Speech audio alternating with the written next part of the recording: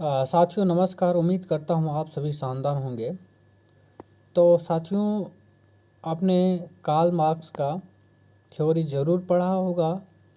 उन्होंने उस टाइम ये बात लिखा था कि एक टाइम आएगा जिसमें मिडिल क्लास को और लोअर मिडिल क्लास को दबा दिया जाएगा, समझे। और ये बात जो है आज के डेट में सत्य होता हुआ नज़र आता है। भले ही उस टाइम जो है उनके बातों से, उनके थ्योरी से लोग जो है कहा करते थे कि अरे पागल है, ऐसा नहीं हो सकता है, समझे।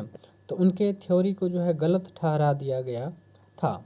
लेकिन आज जो है जब वर्ल्ड इनइक्वालिटी रिपोर्ट देखा जाता है तो सीधा सीधा पता चल रहा है कहीं न कहीं मिडिल क्लास को बिल्कुल, या तो जो है कुछ मिडिल क्लास आगे निकल रहे हैं और बाकी जो है मैक्सिमम जो है वो गरीबी की तरह और उसको जो है धकेल दिया जा रहा है, समझ रहे हैं। तो ये चीज़ें आप इसका जो इकोनॉमिक डिस्ट्रीब्यूशंस है, ठीक है, उसके बेसिस पर आप जज भी कर सकते हैं कि क्या सिचुएशन है मिडिल क्लास और लोअर मिडिल क्लास की, ठीक है। अब देखिए बॉटम का जो क्या कहते हैं 40% है केवल और केवल 1% लोगों के पास है, समझे। और बाकी जो है 50% का हिस्सा है या फिर 60% कह लीजिए, वह बाकी लोगों के पास है, समझ रहे हैं। तो ये जो इतना बड़ा गैप है, समझे, कहीं न कहीं ये हिलाने वाली बात है कि इतनी, मतलब समझ रहे हैं कि कैसे इतना इनइक्वालिटी देखने को मिलता है वेल्थ का डिस्ट्रीब्यूशन, समझे।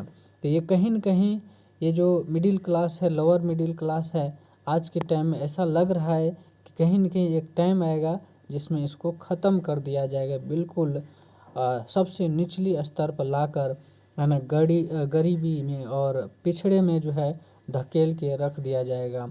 तो कहीं न कहीं इसको कुचलने का और इस टाइप से जो है काम किया जा रहा है। तो ठीक है, तो इसके लिए जो है होना क्या चाहिए, तो होना ये चाहिए, तो ऐसा स्ट्रिक्ट पॉलिसी लागू करो जिसमें कि कम से कम जो वेल्थ है उसकी डिस्ट्रीब्यूशंस एटलीस्ट इतना नहीं होना चाहिए कि मैक्सिमम धन जो है 1% लोगों के पास चला जाए और बाकी 99% लोग जो है बाकी धन पर जो है राज करे, समझे। तो ये इतना गैप बिल्कुल नहीं दिखना चाहिए, समझे।